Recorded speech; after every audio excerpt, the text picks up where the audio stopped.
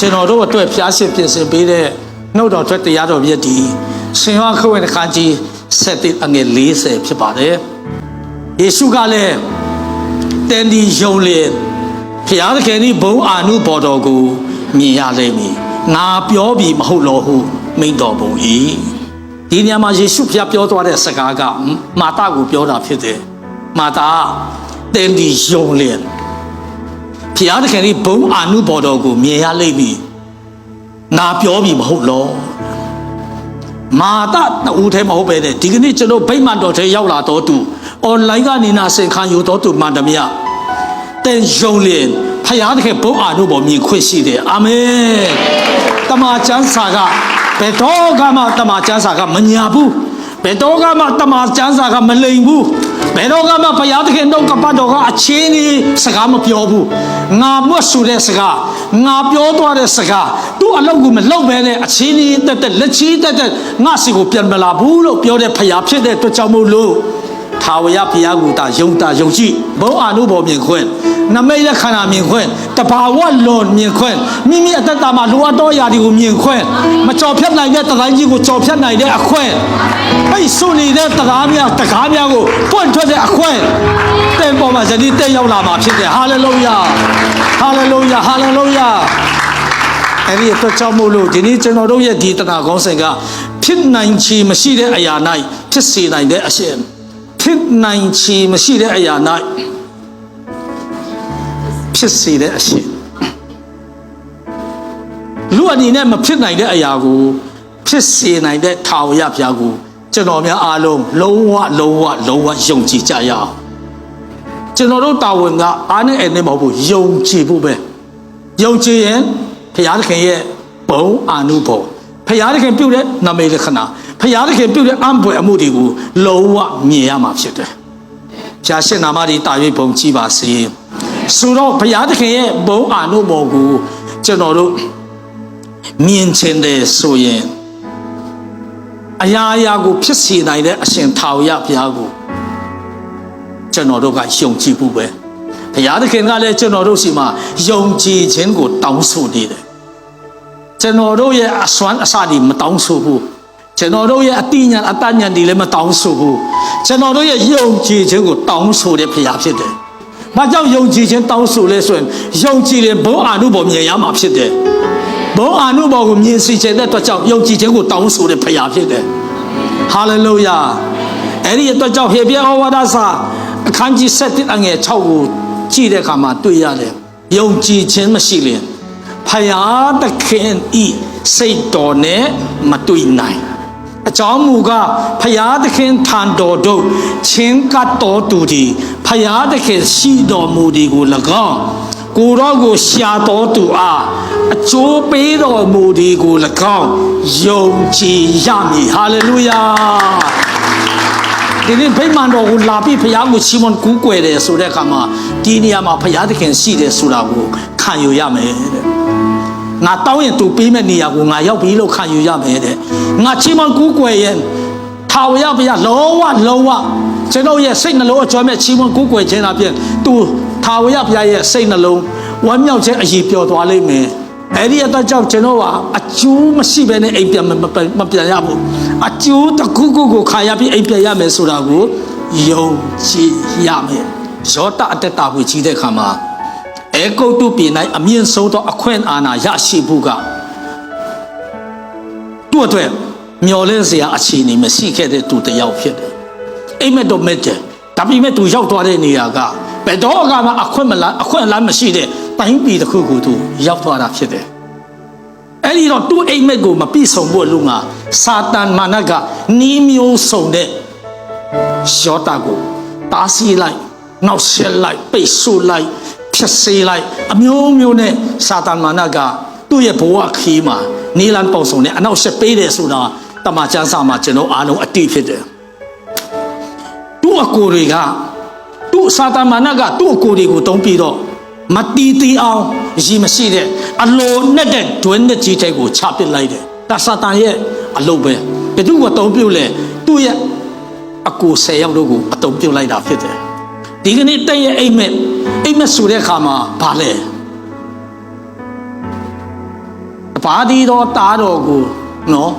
မနှမျောပဲကျွန်တော်တို့အဖို့လို့ငါပေးတော်မူသောဖရာသခင်သည်ခပ်သိမ်းသောအရာတို့ကိုတားတော်နဲ့တကွမပေးပဲအပေတော့နေတော်မူပြီနိတဲ့လူအပ်တဲ့အရာတားတော်နဲ့ပါပြီးသားတဲ့လူချင်းတဲ့အရာတားတော်နဲ့ပါပြီးသား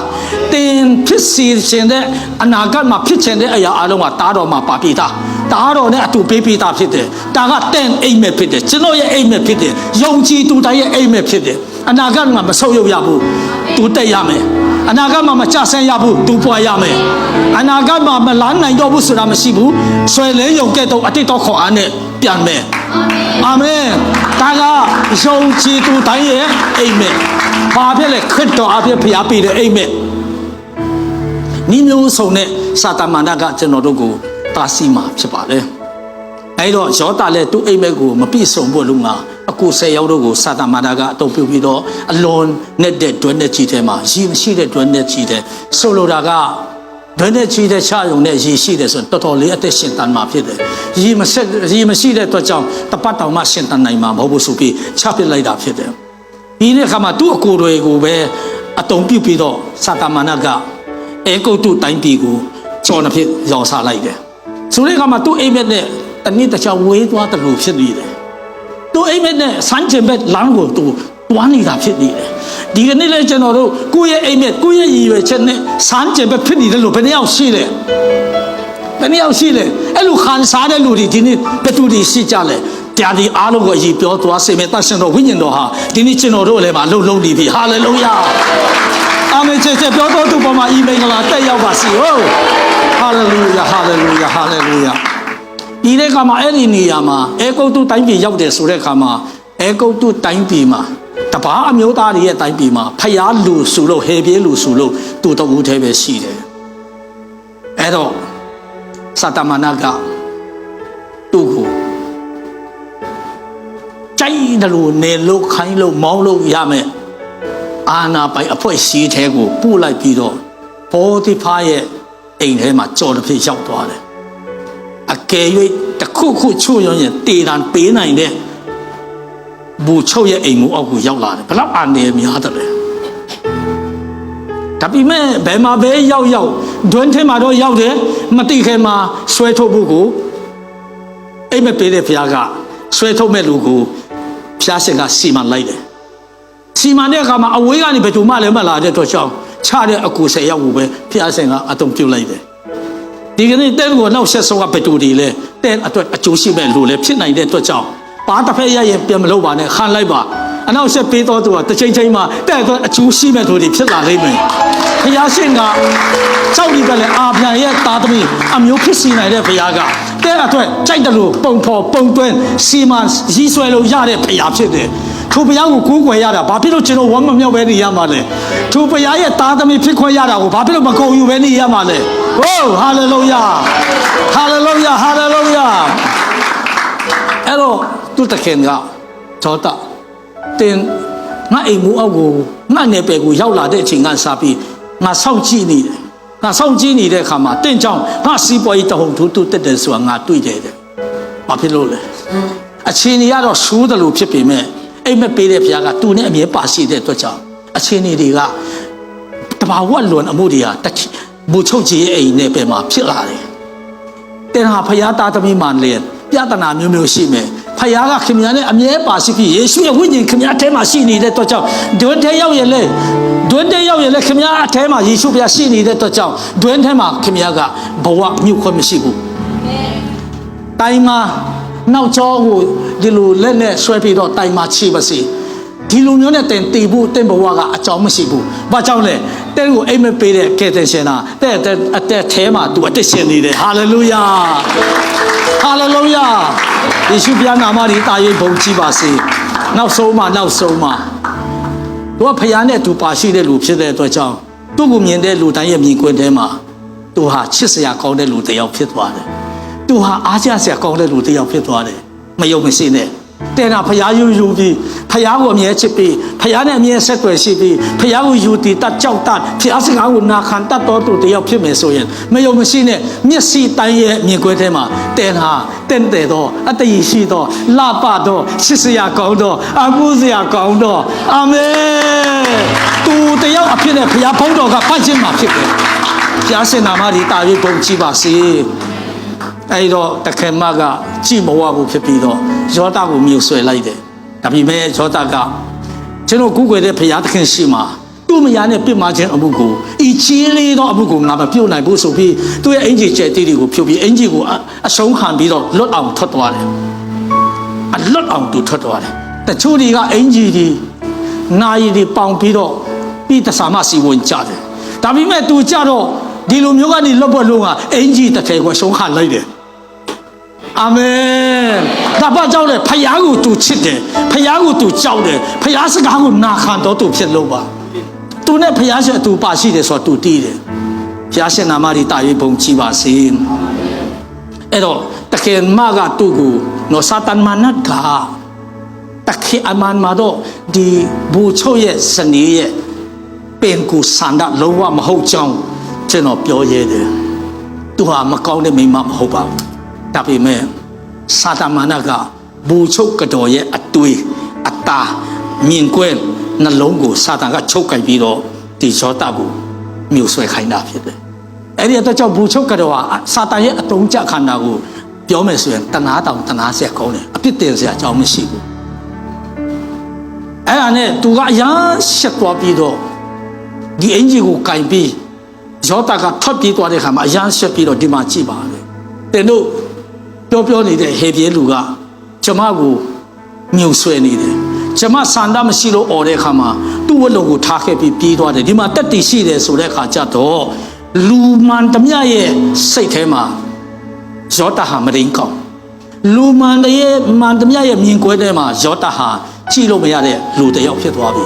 တခင်အိမ်ပြန်လာတော့တိပြီးလမ်းမှာတိသွားတဲ့အိမ်ပြန်လာတော့ဒေါသထွက်ပြီးတော့ငါမိန်းမပါအားလုံးကိုငါအပ်တယ်မဟုတ်လားဘာဖြစ်လို့ဒီလောက်ငါမိန်းမကိုမြုပ်ဆွဲနေတယ်လဲချက်ချင်းပဲရိုက်လိုက်ပါလိုက်ခံလိုက်နဲ့အချင်းထောင်ထဲကိုပို့လိုက်တယ်ဘယ်လောက်ထိသူ့ရဲ့အိမ်ပဲပြည့်စုံဖို့အနောက်ဆက်တွေအဆက်ဆက်ခံရတယ်လဲထိုကဲ့သို့မဟုတ်တဲ့တရားတဲ့ရဲ့ရည်ရွယ်ချက်တဲ့ရဲ့ရည်မှန်းချက်တဲ့လူချင်းတဲ့အရာတဲ့ရဲ့ပန်းတိုင်ဤကဲ့သို့ဖြစ်ဘုရားနိုင်ငံတော်မှာကျွန်တော်ကတစ်ဖက်တစ်လမ်းနေနဲ့အတုံးခံတော်သူတယောက်အရေးပါတော်သူတယောက်ဖြစ်ချင်တဲ့ဆိုတဲ့တဲ့ရဲ့အိမ်မက်ကိုမရောက်အောင်နှီးမျိုးစုံနဲ့ဖြတ်စေဖို့ကစာတမဏေရဲ့တာဝန်ဖြစ်တယ်ဒုတ်တော်မပူနဲ့တဲ့နဲ့အတူပါရှိတဲ့ဘုရားသခင်ကသူ့နီလာနဲ့ခေါ်သွားမှာဖြစ်တယ်အာမင်ဟာလေလုယာဟာလေလုယာအဲ့တော့သူထောင်ထဲရောက်တော့လူတိုင်းရဲ့အမြင်မှာယောသကမရင်းကောင်းပဲထောင်ထဲရောက်တဲ့အခါမှာလည်းရောက်ချင်းကမျက်နှာမရဘူးဒုက္ခတော်တော်ရတယ်ဒုက္ခတော်တော်ရောက်တယ်သူကဒါပေမဲ့တပတ်လောက်မချခင်မှာလူတိုင်းရဲ့လေးစားမှုနဲ့ချစ်ခင်မှုကိုတူရသွားတယ်ထောင်မှုကတင်ရောက်တဲ့ချိန်ကစပြီးထောင်သားတွေအနေထိုင်ကောင်းတယ်အုပ်ချုပ်စရာမလိုဘူးစီကန်းနေတယ်တတရကောင်းကောင်းမွန်နေကြတယ်အဲ့ဒီအတွက်ကြောင့်ထောင်မှုဆိုတဲ့နာမည်ကိုငါခံပြီးတော့ဒီထောင်ထဲမှာတင်ကပဲစီရင်တော့ဆိုပြီးယောသကိုထောင်မှုကထောင်သားတွေအားလုံးရှိမှအခွင့်အာဏာအလိုက်တဲ့ခါမှာအဲ့ဒီနေ့ကစပြီးနှိတ်ချက်တဲ့လူရပ်တောင်ခတ်ချက်တဲ့လူနော်စပယ်ဖြူတွေကိုနှုတ်ပေးချက်တဲ့လူလက်တညက်ပေးချက်တဲ့လူကလူနေကြတယ်သူတို့ထောင်ဝင်စာဒီသူတို့ရဲ့ဆွေမျိုးတွေမိဘတွေညီကိုမောင်နှမတွေအမေတွေအဖေတွေကထောင်ဝင်စာလာတွေ့ကြတယ်ဇောတာတော့ထောင်ဝင်စာတွေ့မဲ့လူမရှိဘူးဒါပေမဲ့ထောင်ထဲမှာရှိသမျှထောင်ဝင်စာတွေ့တဲ့လူထောင်ဝင်စာလက်ခံအဲ့ဒီစားစရာတောက်စရာတွေငွေတွေလက်ခံတဲ့လူတိုင်းကဇောတာရဲ့မျက်နှာရဖို့တော့လက်ဆောင်တွေပေးစားစရာတွေပေးတဲ့အခါမှာထောင်ထဲမှာနေတဲ့လူအားလုံးကသူ့ကိုလက်ဆောင်ပေးတော့ထောင်ထဲမှာသူအချမ်းသာဆုံးဖြစ်သွားတယ်အေးငါ့ကိုကိုညီမဲ့လို့မရှိဘူးအားမငယ်တဲ့အချမ်းသာဆုံးဖြစ်သွားနိုင်တယ်ကဲလို့ဖြစ်လာမလဲဆိုတာကျွန်တော်ကနားမလဲပါဘူးဒါပေမဲ့ဖယားမှာနီလာမြတ်စွာရှိတယ်အေးဒါဒီအထိထောင်ထဲအထိကြည့်မယ်ဆိုရင်ယောသကသူဘယင်ဖြစ်ဖို့သူ့အိမ်မက်နဲ့စမ်းကြံပဲဖြစ်သွားပြီဒါကလူတွေရဲ့အမြင်လူတွေရဲ့အတွေ့ပဲဖြစ်တယ်ဖယားကအဲ့လိုမမြင်ဘူးဖယားမှာနီလာများစွာရှိတယ်မပူသူ့သားဖယားနဲ့အဆက်တွေလုပ်တဲ့နေရာမှာတစ္ဆာရှိဖို့ပဲငါနဲ့ခွာလင်းတင်တို့တွေပဲဘုကူမြတ်မတတ်နိုင်ကြ တို့တော့ငှားနိုင်တည်လျင်တဲ့တို့ဒီများစွာသောအတီးကိုတည်လိမ့်မည်အာမင်ထာဝရဘုရားနာမကြီးတာ၍ဘုံကြီးပါစေအဲ့ဒီတော့ကျွန်တော်ကိုးကွယ်တဲ့ဘုရားဟာနှစ်ဖြန်အတွက်အာမခံချက်အမြဲပေးနေတဲ့ဘုရားတဘောပေါက်ဖို့တခုကလာမယ့်နေ့အတွက်မဟုတ်ဘူးလာမယ့်လအတွက်မဟုတ်ဘူးလာမယ့်အပတ်အတွက်မဟုတ်ဘူးမနေ့ဖြန်အတွက်မစိုးရိမ်နဲ့မနေ့ဖြန်အတွက်ကိုချုပ်တဲ့ပြင်ဆင်ပေးတာအဲ့ဒီတော့အမလေးမနေ့ဖြန်တရက်လေးပဲလောက်ပါမလားမလို့နဲ့နေ့ဖြန်ပေါင်းများစွာသူ့မှာရှိတယ်ခင်ဗျားရဲ့ဘဝကတော့လောက်မှာမဟုတ်ဘူးနေ့ဖြန်ပေါင်းများစွာသူ့မှာရှိတယ်အာမင်အာမင်ဘုရားသခင်ရဲ့အကြံစီမှာသူ့အိမ်မက်ကိုပြည့်စုံစေဖို့ပဲဖြစ်တယ်ဘယ်လိုပြည့်စုံမယ်ဇောတာလည်းနားမလည်ဘူးဒါပေမဲ့သူ့အိမ်မက်ကိုဘုရားဆက်ကပြည့်စုံစေမှာဖြစ်တယ်ဒီနေ့လည်းတဲ့အိမ်မက်ကိုတဲ့ရဲ့အကြံစီတဲ့ရဲ့ရည်ရွယ်ချက်ကိုဘယ်လိုပြည့်စုံလဲတဲ့နားမလည်ဘူးတခါတလေထင်ရကိုတဲ့လုပ်လိမ့်မယ်ဒါပေမဲ့ဘုရားသခင်ကတဲ့အိမ်မက်ပြည့်စုံဖို့သူတာဝန်ယူလိမ့်မယ်အာမင်ချေပြောတော့သူပေါ်မှာဤပိတ်တိတ်တဲ့ရောက်ပါစေဟာလေလုယာဟာလေလုယာဟာလေလုယာအဲ့ဒီတော့ကျွန်တော်တို့ရဲ့အိမ်မက်များပြည့်စုံဖို့လို့ကဘုရားမှာနီလာများစွာရှိတယ်ထာဝရဘုရားရဲ့အကြံစီနဲ့နီလာကဘယ်သူမှဟန်တာလို့မရဘူးဘယ်သူကမှတားဆီးလို့မရဘူးတွင်းမှာချလိုက်တယ်မရဘူးပေါ်ဒီဖာအိမ်ထဲမှာပို့လိုက်တယ်တစ်သက်လုံးနေဖို့ပို့လိုက်တယ်မလွတ်အောင်ဆိုပြီးတည်တဲ့အထိထားလိုက်တယ်မရဘူးမဒိမှုနဲ့ထောင်ထဲရောက်တော့ပေါ်ဒီဖာအိမ်ကနေလွတ်သွားပြီထောင်ထဲရောက်တဲ့အခါကျတော့ဘုရားစစ်ပါလို့သွားတယ်လေသူ့မှာနီလာများစွာရှိတယ်အိမ်မက်အနွတ်ဖွင့်ပညာပေးလိုက်တယ်ဟိုမှာအိမ်မက်2ယောက်ကိုအိမ်မက်မဲ့ခိုင်းတယ်1ယောက်ကို3ရက်မှာအလုပ်ပြန်ရမယ်စားတော်ဆက်မှာဘယင်ရဲ့စားတော်စပွဲမှာတယောက်က3ရက်မှာတေတံပေးခြင်းခံရမယ်ဒါတွေကဘယ်ကနေလာတာထက်ကနေလာတယ်ခတ်သိမ်းတော်ရာတို့တွေကိုတော့အထက်ကကိုတော့အဖြစ်ကိုတော့အဖို့လို့ငါလည်းကောင်းဖြစ်တယ်တဲ့ဟောအိမ်မက်ကဟိုမှာ2ယောက်စီမှာသူ့စီမှာသူကအိမ်မက်တဲ့ဖွင့်သူကအိမ်မက်သူ့ရဲ့အိမ်မက်ကရှိပေးတာဟိုဟာဒီဟာဒီပေးစရာမလိုတော့ဘူးအနှစ်ဖွင့်ပညာပေးလိုက်တယ်အိမ်မက်ရှိရင်အနှစ်ဖွင့်လည်းပညာရမယ်ဆိုတာတိကျပေါက်ပဲဟာလေလုယာဘာမှနတ်ကရောစီသွားဆရာမလိုဘူးလက်ခဏမလိုဘူးဘီရင်ဟောဆရာမလိုဘူးအိမ်မက်ကောင်းမဲ့တက်ဆာရှိစွာစောင့်နေသူ့နီလာနဲ့သူခေါ်တော်လိုက်မယ်အာမင်ဘုရားရှင်နာမကြီးတာ၍ဘုန်းကြီးပါစေအဲ့ဒီအတွက်ကြောင့်နော်ဘုရားသခင်ရဲ့အကြံစီနဲ့နီလာဟာဘယ်သူမြဟန်တာမရအဘယ်သူမြတာစီမရဟေရှာယခန်းကြီး14အငယ်20ခွန်မှာကောင်းကင်ဘုရားအရှင်ထာဝရဘုရားအကြံတော်ကိုအဘယ်သူဖြတ်လိမ့်မည်နည်းဆန်းတော်မူသောလက်တော်ကိုအဘယ်သူလှန်လိမ့်မည်နည်းဟာလေလုယာဟာလေလုယာဘုရားရှင်နာမတော်တာ၍ဘုန်းကြီးပါစေအဲ့ဒီအတွက်ကြောင့်ဟေရှာယအခန်းကြီး55အငယ်9မှာကောင်းကင်သည်မြေကြီးထက်တာ၍မြင့်တဲ့ကဲ့သို့ငါ၏အကျင့်သည်တင်တော့၏အကျင့်ထက်၎င်းငါ၏အကြံစီသည်တင်တော့၏အကြံစီထက်၎င်းတာ၍မြင့်၏အာမင်မြင့်တဲ့နေရာမှာကျွန်တော်တို့ရဲ့အိမ်မက်ကအမြင့်ဆုံးနေရာမှာတင်ထားပြီးနီးလန်းတွေလည်းအမြင့်ဆုံးနေရာမှာရှိတယ်။ဘာဖြစ်လို့ဆွေလင်းယုံကအမြင့်ဆုံးနေရာမှာတက်ပြီးပြင်နေတယ်လဲ။ဆွေလင်းယုံကိုကောင်းကောင်းနိုင်တာကြီးအားရှိတယ်။ကြီးအားကအပေါ်ကိုတက်ပြီးတော့ခေါင်းကြိုက်တယ်လို့ကြိုက်စားလို့ရတယ်။ကြီးအားကိုဆွေလင်းယုံရဲ့အကြောက်ဆုံးကကြီးအားအဲ့ဒီအတက်ကြောင့်ဘယ်တော့မှသူ့အသက်လုံခြုံအောင်ဆွေလင်းယုံကအမြင့်ဆုံးမှာပဲပြတ်နေတယ်ဒါဆိုရင်ကြီးရကလိုက်မမီတော့ဘူးဒီနေ့လဲအထက်အရာကိုသာဆွဲလာကြည့်စာတာကလိုက်မိမှာမဟုတ်ဘူးဟာလေလုယာဟိုးအဲ့ဒီအတက်ကြောင့်စာလံ34အပိုက်ငယ်9မှာထာဝရဘုရားကိုမျှော်ကြည့်လို့မျက်နာဆက်ကြောက်ခြင်းနဲ့ကင်းလွတ်ကြလိမ့်မည်ထာဝရဘုရားကိုခက်ခဲရှိတိုင်းထာဝရဘုရားကိုမျှော်ကြည့်ကြရအောင်ပြဿနာတစ်ခုခုရင်ဆိုင်ရင်ထာဝရဘုရားကိုမျှော်ကြည့်ကြရအောင်တစ်ခုခုလုံးတော့မယ်ဆိုရင်ထာဝရဘုရားနဲ့ကိုယ့်အမှုအရာကိုအနံ့ကြရအောင်ဒါဆိုရင်စာတမန်ကကျွန်တော်တို့ကိုဝယ်ဆွလို့မရတော့ယောသရဲ့အိမ်မဲ့ပြီးဆုံးစေတဲ့ဘုရားသခင်ဟာယောသဖြစ်နိုင်ချီမရှိတဲ့အရာ၌ဖြစ်စီနိုင်တဲ့ထာဝရဘုရားသခင်ကိုသူအမြဲမြည်ခိုနေတယ်အမြည်တကယ်ပြုတ်နေတယ်ဒါကျွန်တော်တို့ဘယ်မှာတွေ့ရလဲဆိုရင်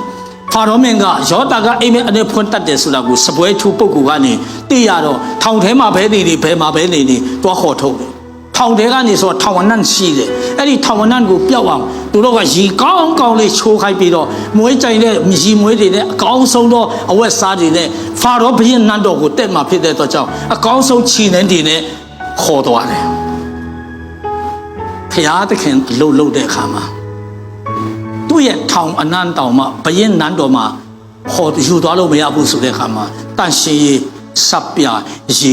ရေမွေးအဝတ်အစားအားလုံးကထောင်အပြင်ဘက်မှာအရှင်သန်သူ့ကိုစောင်းနေတယ်တဲ့ရဲ့ကောင်းကြီးမင်္ဂလာတွေကတင်းကိုစောင်းနေတယ်ဆိုတာတင်းကောင်းကောင်းသိမယ်ဆိုရင်ကျွန်တော်ပြောရတာတခုရှိတယ်တင်းအရန်ကြွားလိမ့်မယ်ဟာလေလုယာကျိုးမတိတာတက်တာတယ်ဟာလေလုယာကျူတည်ရင်ဘသူကခါနိုင်မှာမဟုတ်တဲ့အရန်ကြွားမှာလူအရန်ကြွားချင်တဲ့အမျိုးဟိုဘီလီယံနာဆိုတဲ့လူကကျွန်တော်အဖေရဲ့အမဆွေတော်တည်တယ်အဖေရဲ့အမည်နဲ့မရခင်သူ့ရီစာရဲ့အကိုရဲ့ကျောင်းနေဘက်တငယ်ချင်းရဲ့အဖေဖြစ်တယ်အားတော်တော်ဝင်းသွားတယ်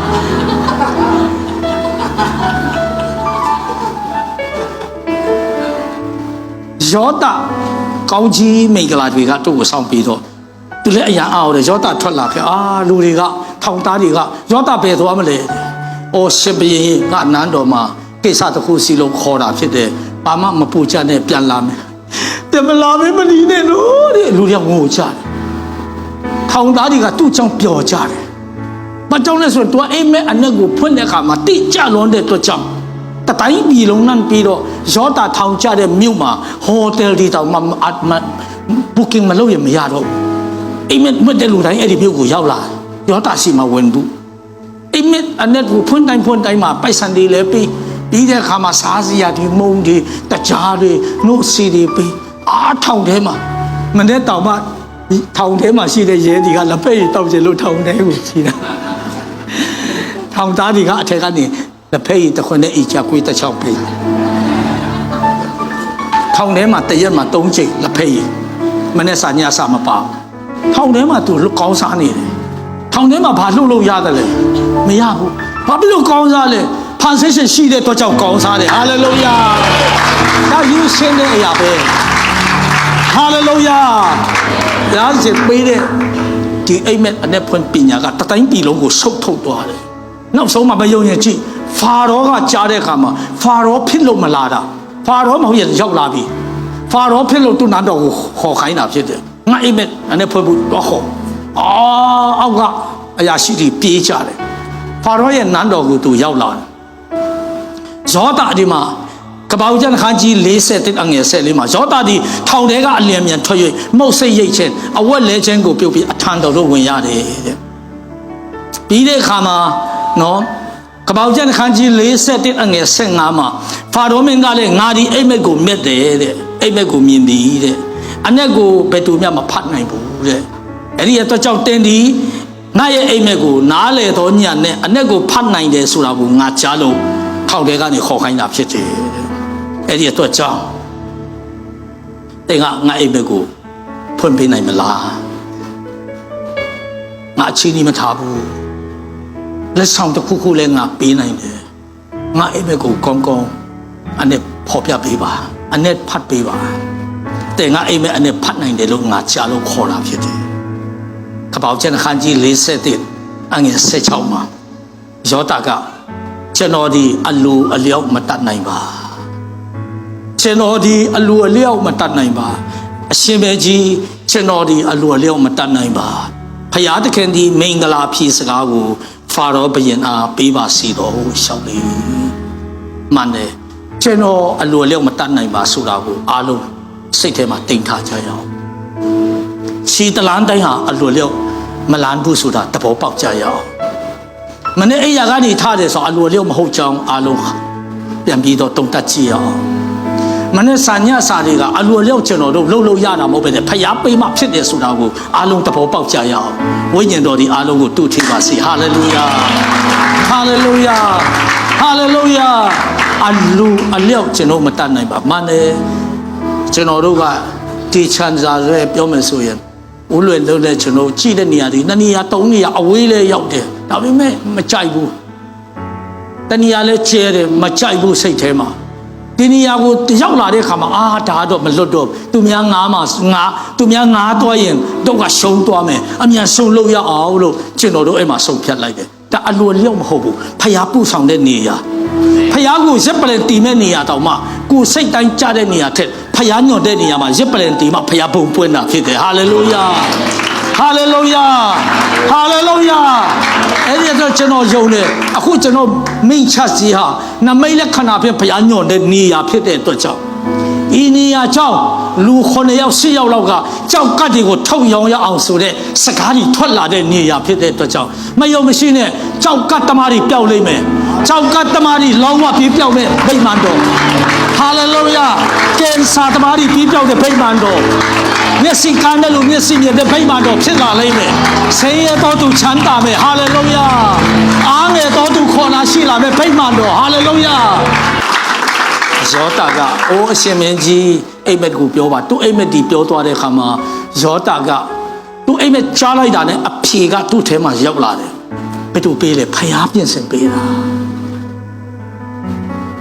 ရှူရတဲ့နွားခုနှစ်ကောင်မြစ်ထဲကနေတက်လာပိန်ကြုံတဲ့ခုနှစ်ကောင်တက်လာပိန်ကြုံတဲ့ခုနှစ်ကောင်ကဝါဖြူနေတဲ့အကောင်ခုနှစ်ကောင်ကိုမြုပ်ချလိုက်တယ်။အော်အရှင်မင်းကြီးအသက်ရှိပါစေ။ခုနှစ်ကောင်ဆိုတာခုနှစ်နှစ်ရှူရတယ်ဆိုတာတိုင်းပြည်မှာခုနှစ်နှစ်အဆိုင်အစာအလွန်မခင်နိုင်လောက်အောင်မရည်တွက်နိုင်လောက်ချိန်လုံးမကုန်နိုင်လောက်အောင်စပါးဒီကျုံဒီတိုင်းပြည်မှာထွက်မယ်။အဲ့ဒီအချိန်မှာမြို့တိုင်းမှာစပကြီးများစွာဆောက်ပြီးတော့တူထားစပါးပင်ဟာပုံစံကဘယ်လိုလဲဆိုတာကိုလူတွေကမမှတ်ပြီးလောက်အောင်အစာခေါင်းပါချင်းကတ်ဆူကြီးကတိုင်းပြည်ကိုဝါမြုပ်ပြီးတော့မိကြီးကအတင်းနဲ့မထုတ်ပေးတော့ဘူးအဲ့ဒီအချိန်မှာတိုင်းပြည်သားတွေအသက်မတည်အောင်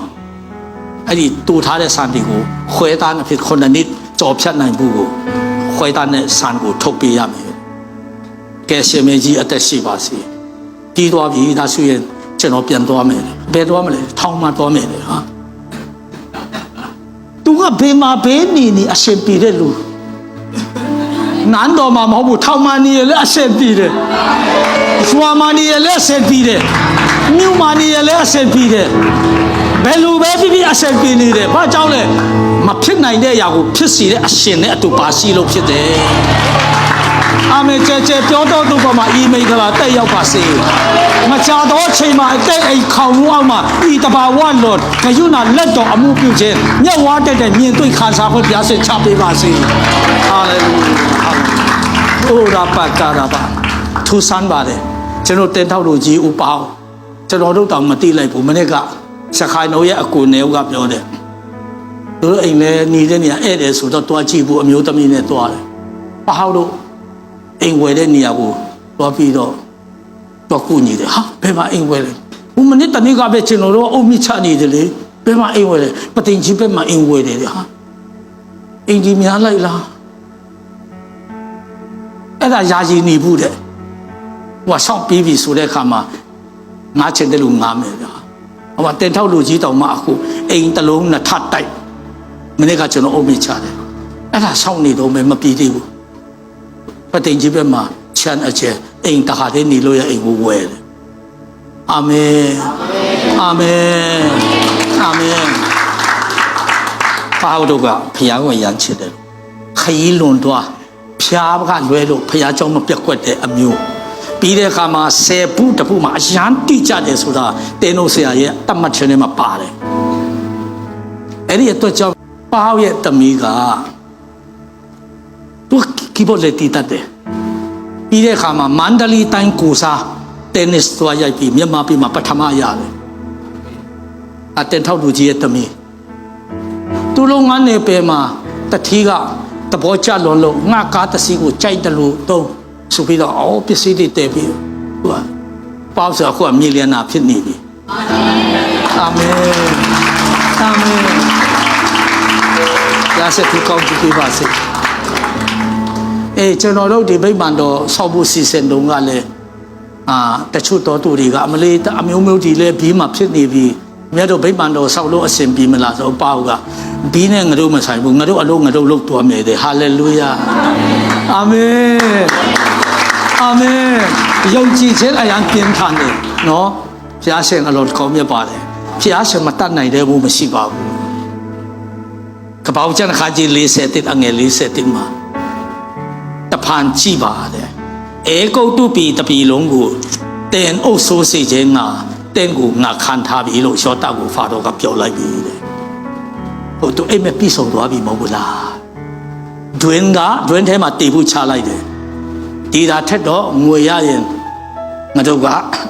ကောင်းစားမယ်သူလည်းတခြားတိုင်းပြည်ကိုလွတ်လိုက်ရင်ဘယ်အိမ်မက်မှပြီးဆုံးမှာမဟုတ်လို့တိုင်းပြည်ကိုကြော်နှစ်ဖြေချောင်းစားလိုက်တယ်ဘောဓိဖတ်ဖို့ချုပ်အိမ်မှာမြုပ်သွားမယ်လို့အဲ့ဒီအိမ်ကိုရောက်သွားတာဖြစ်တယ်ဒါပေမဲ့ခြေစိုးတော်ပဲဘူချုပ်ကတော့ကမျိုးဆွေလိုက်တော့အဝက်ကိုချက်ပြီးထွက်ပြေးလိုက်တော့ဘူချုပ်ကတော့လည်းအဆက်ကွဲပြီးတော့ဒီမှာဆိုတဲ့အခါမှာထောင်ထဲရောက်သွားတယ်ဘူချုပ်အိမ်ကနေလွတ်သွားပြီဒါပေမဲ့ထောင်ထဲရောက်ပြီမဲ့ဘယ်ချိန်မှာထောင်ကနေထွက်မယ်ဆိုတာကလူအနေနဲ့မတွေးဝင်တဲ့အရာဖြစ်တယ်ဒါပေမဲ့ထောင်ထဲမှာအိမ်မက်ပညာသူ့အိမ်မက်ကိုပြည့်စုံစေမဲ့လမ်းကြောင်းကိုရောက်အောင်ဖခင်ကသူ့ကိုပညာအိမ်မက်အနေဖို့တဲ့ပညာထည့်ပေးလိုက်တယ်တဲ့အိမ်မက်ကိုပြည့်စုံစေမဲ့လမ်းကြောင်းပေါ်တင်ရောက်အောင်သူ့စီကနေအကြံစီတစ်ခုခုကိုတင်အိမ်ရဲ့ချိန်မှလားထိုင်တဲ့ချိန်မှလားဆူတောင်းချိန်မှလားကျမ်းစာဖတ်တဲ့ချိန်မှလားသူထည့်ပေးလိုက်မယ်ဟာလေလုယာဝိုးအဲ့ဒီတော့ကြောင့်ယုံကြည်သူမှလည်းအားငယ်ပြီးဘဝကိုအရှုံးပေးပြီးထိုင်ချစရာလုံးဝအကြောင်းမရှိဘူးဟာလေလုယာစာတန်မန်ကိုအဲ့လိုကြီးအခွင့်ပေးစရာမလိုဘူးစာတန်ငါတို့လည်းအဲ့လိုကြီးမအားတော့ပါဘူးလာမလုပ်ပါနဲ့အာမင်ဘုရားမကာရာပါတိအဲ့ဒီတော့ကြောင့်ယေရှုကယောဟန်ကြီး7အငယ်40မှာတန်တီယုံလင်ဘုရားသခင်ဘုန်းအာနုဘော်ကိုမြင်ရလိမ့်မည်ငါပြောပြီးမဟုတ်လို့မိန့်တော်ဘူးယောသာကငါအလိုအလျောက်မသိဘူးတဲ့ဘုရားသခင်ဒီမင်္ဂလာစကားအဖြစ်ကိုရှင်းပြသွက်ပေးပါစေဆိုတဲ့အခါမှာဖာရောကဘုရားနာမပထမဆုံးကြားတဲ့အချိန်ဖြစ်တယ်ဘုရားကိုအမြဲမိတ်ဆက်ပေးနေတဲ့ပုဂ္ဂိုလ်ဟာလေလုယာကဲဒီနေ့ကျွန်တော်တို့တဏှာမှာသွားတယ်တငယ်ချင်းတယောက်ကခိုင်းလာတာတော့ပြတော့သူ့ကိုအားနာတယ်တောက်ချင်နေပြီဒါမျိုးမလုပ်ရအောင်ကျွန်တော်ကူးကွယ်တဲ့ဖခင်ကအရက်တောက်ဖို့ပြတောက်ဖို့စီးလိတ်တောက်ဖို့ကွန်းရစားဖို့ကွန်းပေါင်းဝါဖို့ကျွန်တော်ကူးကွယ်တဲ့ဖခင်မကြိုက်ဘူးကျွန်တော်မတောက်နိုင်ဘူးပြက်သားပြောပါလူမျက်နှာမကြည့်နဲ့ဖခင်မျက်နှာကြည့်ပါအာမင်လူမျက်နှာမထောက်နဲ့ဖခင်မျက်နှာထောက်ပါအာမင်လူစီကနေမမြင်ပါနဲ့မမျောပါနဲ့ဖခင်စီကနေမျောပါအာဗြဟံကသူ့ရဲ့မိမနော်ဣစမဲလ်တို့တာမင်းနေရောက်သူပေးလိုက်တဲ့စားစရာကရေတပူးနဲ့ထမင်းတထုပ်ပဲဒါပေမဲ့ဖခင်သခင်ပြင်ဆင်လိုက်တဲ့အခါမှာရေတွင်တတွင်ဖြစ်သွားတယ်ဟာလေလုယာဖခင်ပေးရင်ရေဘူးပေးမှာမဟုတ်လူကပေးရင်တဲ့ကိုရေဘူးပဲဖခင်ပေးရင်ရေတွင်အာမင်ပြောတော်သူပေါ်မှာဤမင်္ဂလာတက်ရောက်ပါစေဟာလေလုယာလူစီကနေပဲမျောလဲရင်စားလောက်တောက်လောက်ဖျားစီကနေမျောလဲရင်ဆင်းရဲသားတွေကိုပေးကမ်းနိုင်လောက်တဲ့ကျွယ်ဝမှုဖန်တာတိုက်ကြီးဖျားတွေကတဲ့အာနာလိမ့်မယ်ဟာလေလုယာ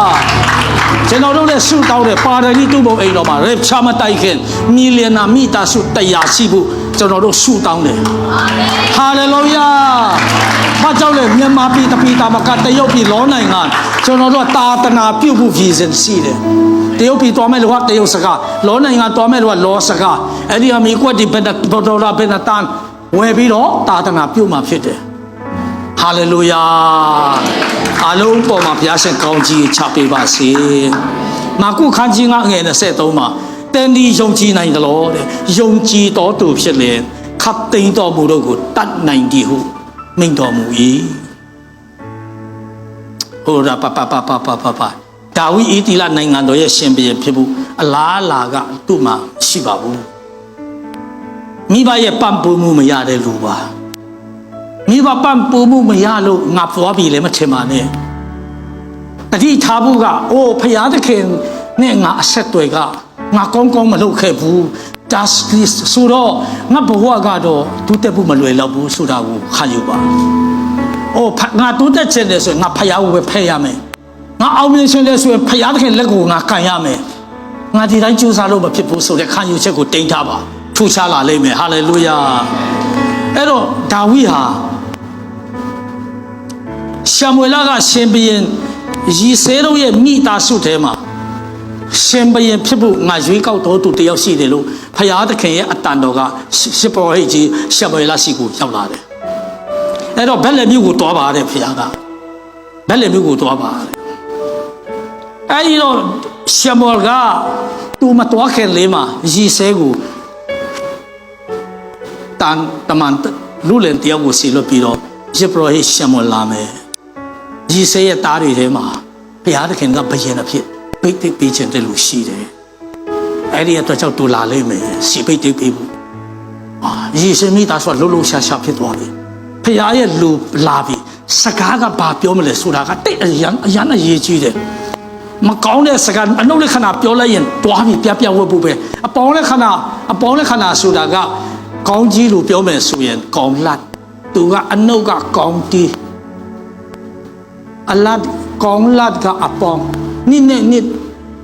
နဲ့သုံးပေါင်းရဲ့ငါဒါပေမဲ့မြောက်လိုက်ရဲ့6အဲ့လိုမျိုးအဲ့တော့ဖယားလူရောက်လာပြီဆိုရင်သူပြောတဲ့စကားကဘာများပြောမလဲဆိုတာကို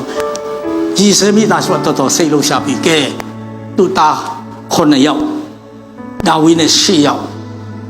အဲ့တော့အားလုံးလည်းဒီမှာနေလို့မရဘူးသူကမထင်းရင်မရဘူးဆိုတော့ဂျီဆဲကသူကအငယ်ဆုံးကိုတော်ထဲမှာသူနဲ့လွတ်လိုက်တယ်ဒါဝိတော်ထဲမှာသူကဘာဖြစ်လို့ဆိုဘုရားရဲ့လူလာမယ်ဒီမှာရှင်ဘုရင်ဖြစ်ဖို့တားတွေထဲမှာတယောက်ပိတ်သိပ်ပေးမယ်လို့ပြောတဲ့တော့ကြောင့်တာဒီနေ့တော့နင်စိတ်မရှိနဲ့တူတော့ကြောင့်မထင်ဘူးစိတ်ရင်ထဲမှာမထင်ဘူးဦးစားပေးစိတ်ရင်ထဲမှာမပါဘူးလုံးဝရီဆဲရှမွေလာပြီးတော့သူ့ကိုပိတ်သိပ်ပေးမယ်လေဘယ်တော့မှမယုံဘူးလူငယ်ပေါက်စားလေးဟောထောင်မောင်း6ပေနဲ့9လက်မ6ပေနဲ့10လက်မတွေ9ရောက်လောက်ကိုအိမ်ထဲမှာအစင်တမရှိဘူးချုပ်ခိုင်းပြီးအဝတ်တွေနဲ့ကောက်မွန်ဖရားရဲ့လူရောက်လာတော့မယ်ဆိုနေခိုင်းတယ်ရှမွေရောက်လာပြီစီဘူးကိုစပွဲပေါ်မှာတက်ပြီဒီစက်ကဘယ်သူများဖြစ်ပလဲဒီ9ရောက်ထဲမှာဟိုကမထင်တဲ့လူပဲလွတ်လိုက်ရတယောက်အကြီးဆုံးကထောင်မောင်းနဲ့လက်ရှိကအကြီးဆုံး3ယောက်ကလက်ရှိဆောလူရဲ့စစ်သားတွေကိုကြီးကိုခေါ်တယ်အဲ့ဒါပါလာခဲ့ရောက်လာတယ်ဒီစက်ကကြည့်လိုက်ပြီးတော့တဘောချပြီးတော့စီပလန်ဖုံးကိုဖွင့်ပြီးစီပိတ်သိပ်ပြီးဖို့ပြတဲ့အချိန်မှာကောင်းကင်ကနေအထက်ကနေအတာလာတယ်သူ့ကိုပိတ်သိပ်ပြီးလို့မရတင်ကအပြင်းတရံကိုကြည့်တယ်ငါအတွင်းကြည့်တယ်သူ့ကိုငါမရွေဘူးဖယ်လိုက်နောက်တစ်ယောက်ညာတယ်နောက်တစ်ယောက်ပြီးတယောက်ဆန်းတယ်9ယောက်မရှိဘူးဟာဘုရားပြောတာလည်းတီချတယ်အခုရှိတဲ့9ယောက်ကလည်းမပါဘူးဘယ်လိုလဲငယ်ဆုံးကတော့ထဲမှာသူကြောင်းနေတယ်သူ့ကိုခေါ်သူမပါရင်ညစာငါစားလို့မရဘူးသူအမြန်ဆုံးခေါ်တင်ဘယ်မှာနေတယ်လဲဆိုတာရေးမကြည့်ဘူးဖခင်ရဲ့စိတ်ဝင်စားတော့သူဖြစ်ဖို့ပဲရည်ကြည်တယ်ဒါဝိကသူလည်းသူမထည့်ဘူးမိဘကလည်း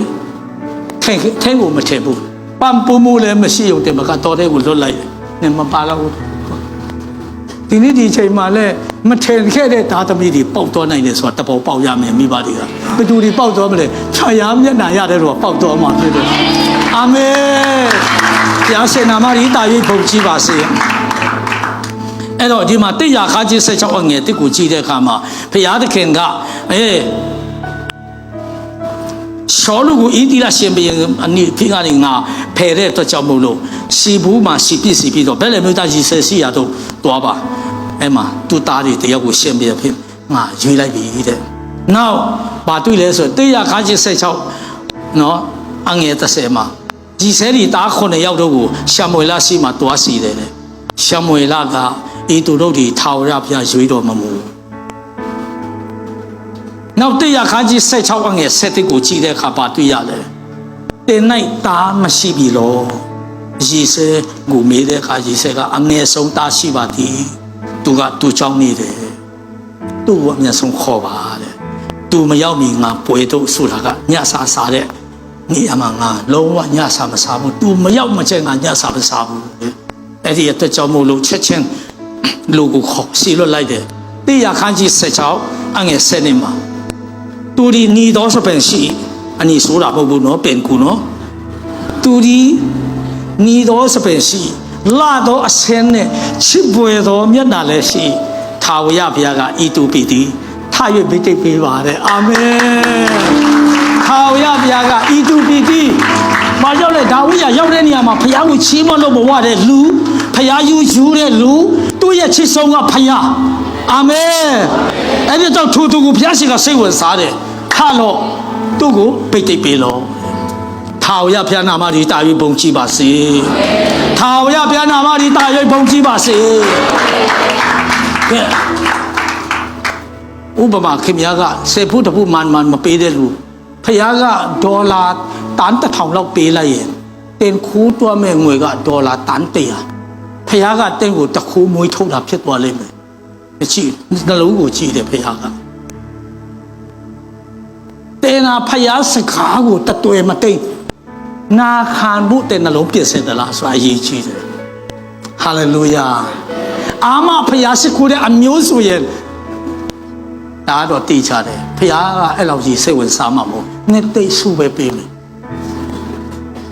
ပုံတရာနဲ့ညီဖန်ဆင်းတာတေတခုနောက်တစ်ခုကအသွေးတော်နဲ့ရွေးဝဲတယ်ဒီတဲ့ခါမှာသူကလည်းကဲယေရှုကိုယုံကြည်လက်ခံတယ်အဲ့ဒီနှစ်သိစုလေးတော့ရမယ်အဲ့နှစ်သိစုဆိုတာတတက်လုံးမဝတဝ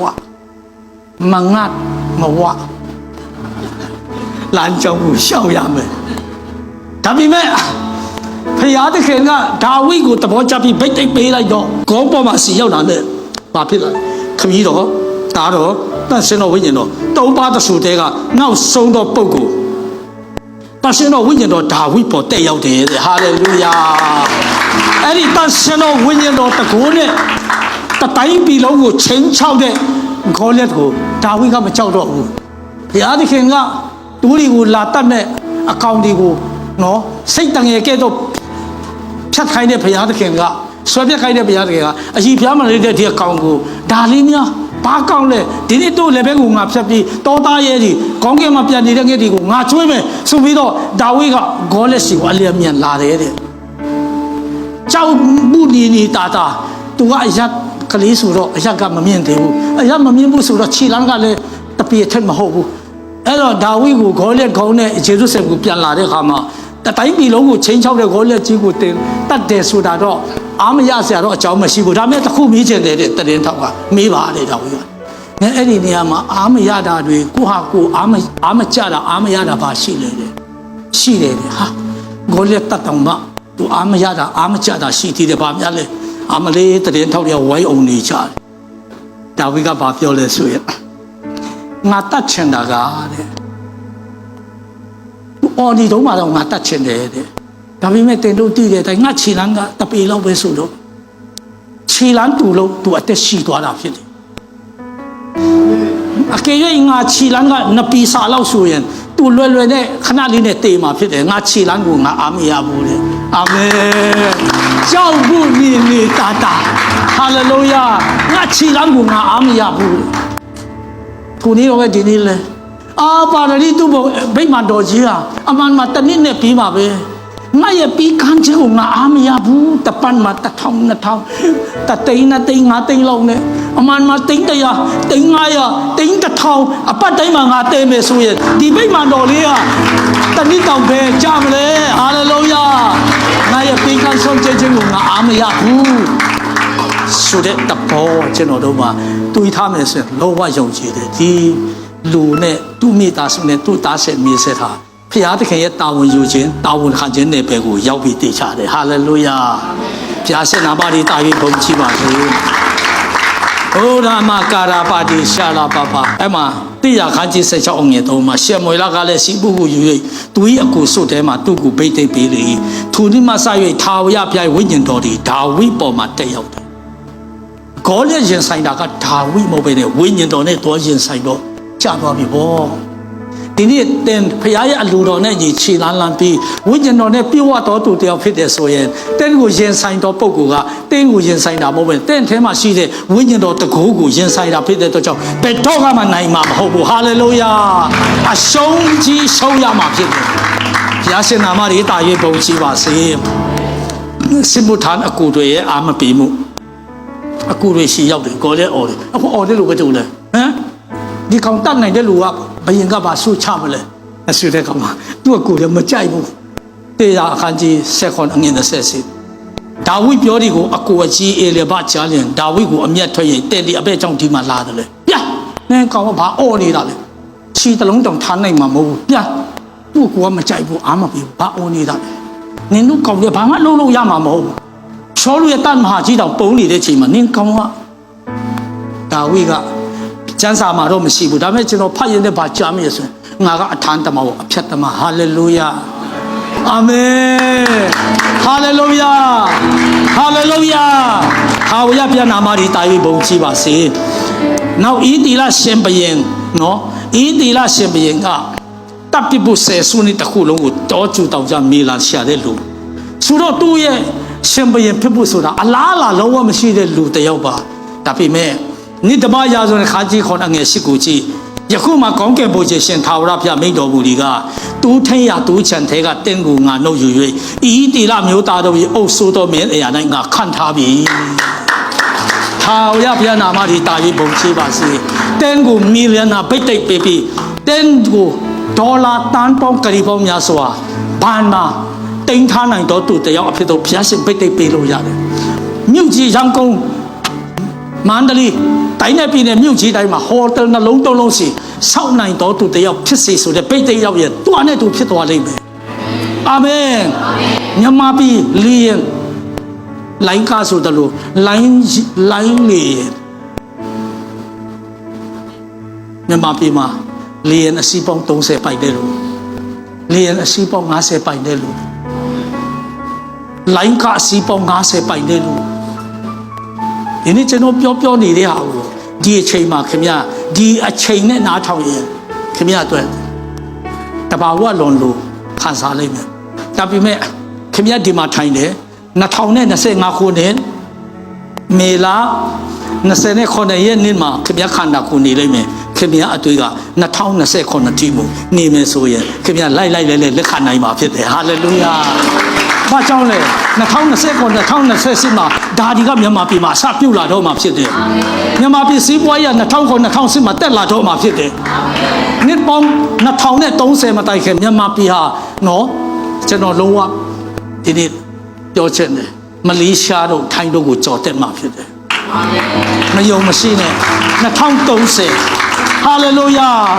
မြန်မာပြည်မှာခရီးတွားတွေတန်ပေါင်း10ကနန်းချီပြီးတော့မြန်မာပြည်ခရီးတယ်တွေဝင်ထွက်လာတော့မှာဖြစ်တယ်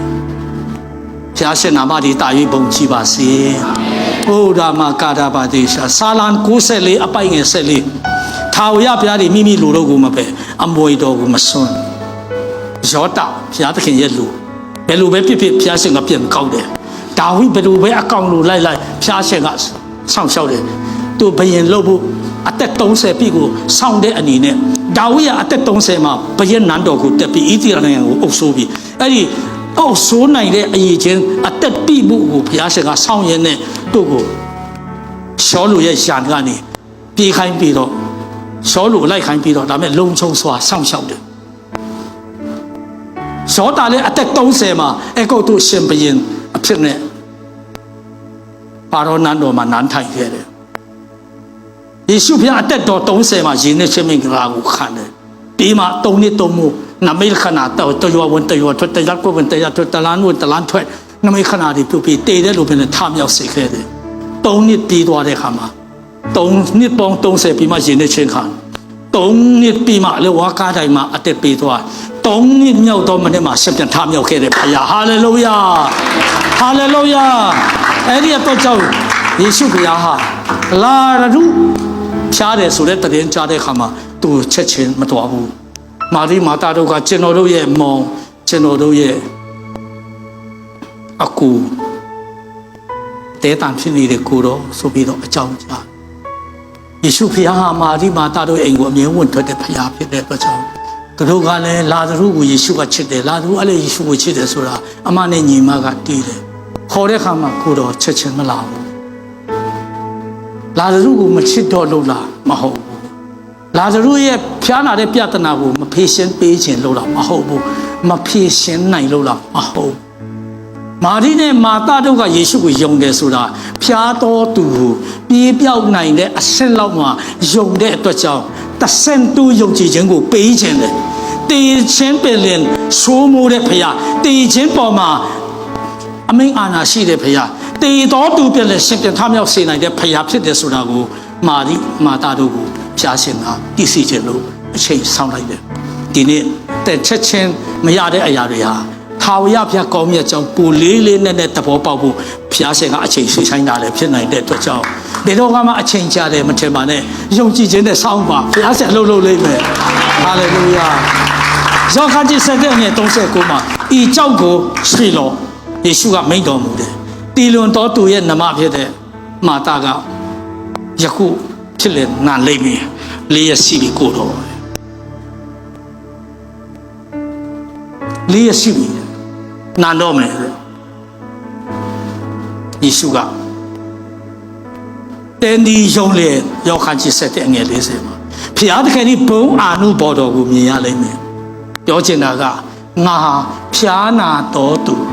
ပြေးပြောက်စေနိုင်တဲ့အဆင့်လောက်မဟုတ်ပဲနဲ့တေတော်သူပြင်လေအသက်ရှင်ခွင့်ပေးပိုင်နိုင်တဲ့အဆင့်ဖြစ်တယ်ဆိုတာကိုသိမြင်ရလိမ့်မယ်ဟာလေလုယာတင်မတီလောက်အောင်စားဖို့တောက်ဖို့လောက်ပေးနိုင်တဲ့အရှင်လုံးဝမဟုတ်ဘူးဒီထက်ခဏလေးတစ်ချက်လေးကြောက်တယ်များစွာတော်သူကိုပေးဝယ်နိုင်ပေးကမ်းနိုင်တော်သူအဖြစ်တော့တဲ့ကူငါချီးမြှောက်မယ်ဟာလေလုယာဘုရားရှင်နာမကြီးတာ၍ဘုန်းကြီးပါစေအဲ့ဒီအတွက်ကြောင့်ကျွန်တော်တို့ကအခုလက်ရှိမှာဘာမှမရှိသေးနဲ့ငါဘယ်သူကိုကူညီမလဲစေရင်ဒီပြုဆိုရမယ်ဒါဆိုရင်ချမ်းသာခြင်းတက်တန်းတက်နေတာဖြစ်တယ်ဘယ်သူကငါ့ကိုကူညီမလဲလို့မျှော်နေရင်အဲ့ဒါအတိချတယ်တတော်စားတင်တန်းတက်နေတာပဲအဲ့တော့ဘယ်တော့ကမှပါတိသူ့ကိုမိသားစုများတတော်စားတင်တန်းမတက်ဘဲနဲ့မီလီယံနာတင်တန်းပဲတက်ကြရအောင်ဟာလေလုယာဘုရားရှင်အောင်လက်မပေးတဲ့အခါမှာအော်ဘွယ်အမှုတွေပါတိသူ့ပုံမှာရှိနေပြီကျွန်တော်တခုပြောမယ်ကျွန်တော်တို့ကဗိမာန်တော်ကြီးပြီးသွားတဲ့အခါမှာအဲ့မှာလဲလူတွေကနောက်ကျရနေရမရတော့ဘူးဆူလောက်အောင်ဖြစ်ပြီးတော့အဲ့ဒီချိန်မှာဒုတိယအောက်မှာ TV အကြီးကြီးစကင်ကြီးနဲ့နောက်ကျတဲ့လူကအဲ့ဒီမှာဓာတ်ထောက်မယ်အဲ့ဒီအချိန်မှာကျွန်တော်တို့ရဲ့တည်င်းကနွေတပတ်အလူငွေကတိန်းထောင်ချီတိန်း2000 3000အလူငွေ10ဖုတ်တို့ဝင်လာမယ်တလားမှာဆိုရင်တိန်း1000ကျော်မယ်တနည်းမှာတိန်း3သိန်းကျော်သွားမယ်ဘာလို့မလဲတနည်းမှာအနည်းဆုံး revival conference ကြီးမူဆောင်ဆရာတော်များများလည်းခေါ်ပြီးတော့နေရဟိုတယ်တွေမှာတည်ခိုင်းမယ်အကောင်းဆုံးအစားအစာကျွေးမယ် revival ကြီးကိုလုပ်မယ်ပြီးတဲ့အခါမှာမြို့ကြီးတွေမှာခရုစိတ်တရားဟောပွဲလုပ်မယ်ပြီးတဲ့အခါမှာခရိယန်မရှိသေးတဲ့မြို့ရွာတွေမှာတာသနာပြုတ်တွေရှိလို့ပြီးမိကွက်တွေဝယ်ပြီးတော့အိမ်ကြီးဆောက်ပြီးတော့တာသနာထိုးပေါက်ခိုင်းပြီးတော့နှစ်ပေါင်း20တွဲမှာမြန်မာပြည်တစ်ပြည်လုံးခရစ်တော်ရဲ့တည်င်းကောင်းမကြားတော့သူမရှိဖြစ်ရမယ်အာမင်အာမင်အာမင်ကျွန်တော်တို့ကပ္ပကင်ကဒီအိမ်စီကားကြီးဆိုရင်အစီး20 30လောက်ပဲစတဲ့အတွက်ကြောင့်အဝေးကနေလာတဲ့လူတွေနော်ကားကိုလူတယောက်တစီအဲ့လိုမျိုးမစီကြနဲ့ဘာကြောင့်လဲမိသားစု9ယောက်ကား9စီးစီးမှာအဲ့ဒီချိန်မှာမယုံမရှိနဲ့တချို့တွေတော့တနင်းမောင်းပြီးမှဒီကားစီးရတာပြင်းတယ်ဆိုပြီးထုတ်ရောင်းပြီးတော့နောက်ဆုံးပေါ်တစီဝယ်အဲ့လိုဖြစ်မယ်အဲ့တော့ခင်ဗျားတို့ဘယ်ကမိသားစုတွေကားလုံးဝမတုံနဲ့မန်လုံဘတ်ကားကြီးကလာချိုးမယ်အာမင်ဘာကြောင့်လဲကားပကင်အစမပြေဘူးနားလေပြီးကြပါစိတ်မရှိနဲ့အာမင်လာလိမ့်မယ်ဟာလေလုယာအာမင်လာလိမ့်မယ်ဟာလေလုယာလာလိမ့်မယ်ဟာလေလုယာလာလိမ့်မယ်ဟာလေလုယာတဲ့ရုံနဲ့ဘုရားရဲ့ဘုံအာနုဘော်ကိုတင်မြင်ရလိမ့်မယ်ဘုရားရှင်နာမကြီးတာ၍ဘုန်းကြီးပါစေအဲ့ဒီခါမှာတပည့်တော်တွေကကြောက်ပြားကြီးကိုလိမ့်လိုက်တယ်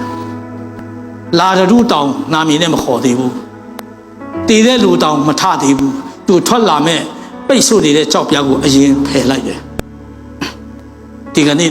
ခင်ဗျားတော့ဘာမှပြင်ဆင်မှုမရှိသေးဘူးဒါပေမဲ့မီလီယံနာဖြစ်ဖို့ပိတ်ဆို့နေတဲ့အရာကိုဒီအခုချိန်မှာတန်ရှင်တော်ဝိညာဉ်တော်ကဖယ်ရှားပေးတယ်နှုတ်ကပတ်တော်ကဖယ်ရှားပေးတယ်ဟာလေလုယာဟာလေလုယာဟာလေလုယာပြီးပြီဆိုတဲ့အခါမှာဒီလူပြောတဲ့အခါမလေးငါဘယ်လိုလုပ်ချမ်းသာမလဲငါမှအရင်နေလည်းမရှိဘူးကိုညီတဲ့လူလည်းမရှိဘူးဒါစာတန်ရဲ့မျိုးစိထဲနဲ့ဘုရားသခင်မှာနေလာပြန်ဆိုရှိတယ်ဟာလေလုယာဘုရားရှင်နာမကြီးတာ၍ဘုန်းကြီးပါစေ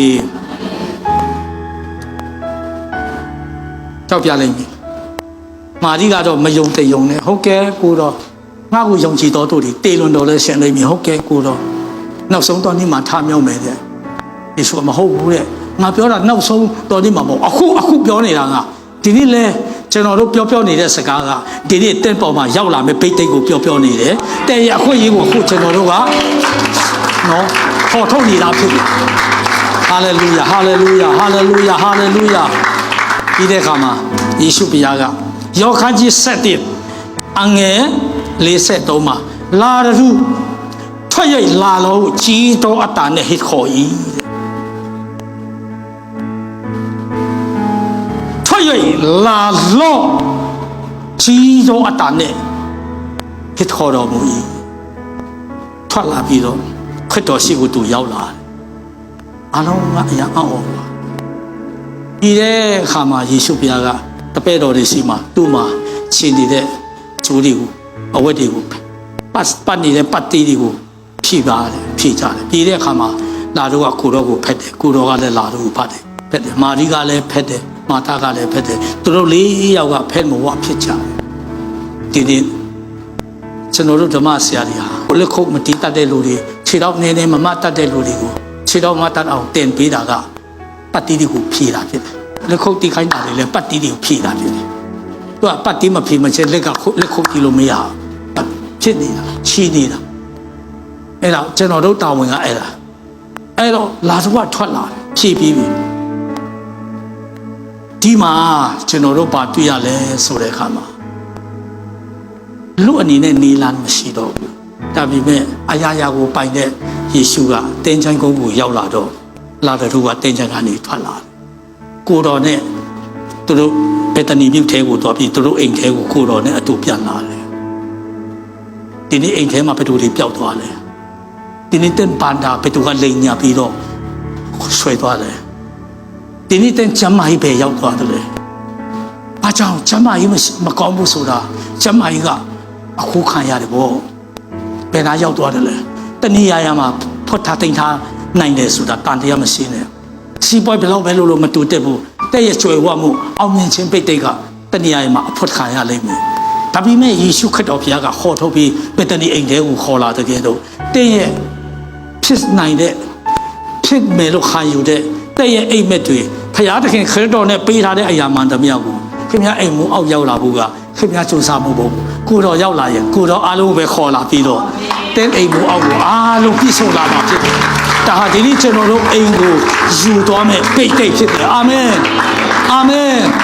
အဲ့ဒီတော့ကြောင့်ဖြစ်နိုင်ခြင်းမရှိတဲ့အရာ၌ဖြစ်စေနိုင်တဲ့အရှင်ကိုဒီနေ့တိုးဝင်ခြင်းကကြရအောင်တိုးဝင်ခြင်းကခြင်းကယုံကြည်ခြင်းကြောင့်ဖြစ်တယ်တဲ့ယုံကြည်တဲ့အတွက်ကြောင့်ဘုရားရဲ့ဘုန်းအာနုဘော်ကိုဒီနေ့တင်မြင်ရလိမ့်မယ်ဟာလေလုယာဘုရားရှင်နာမကြီးတာ၍ဘုန်းကြီးပါစေယေရှုတက်ပါတယ်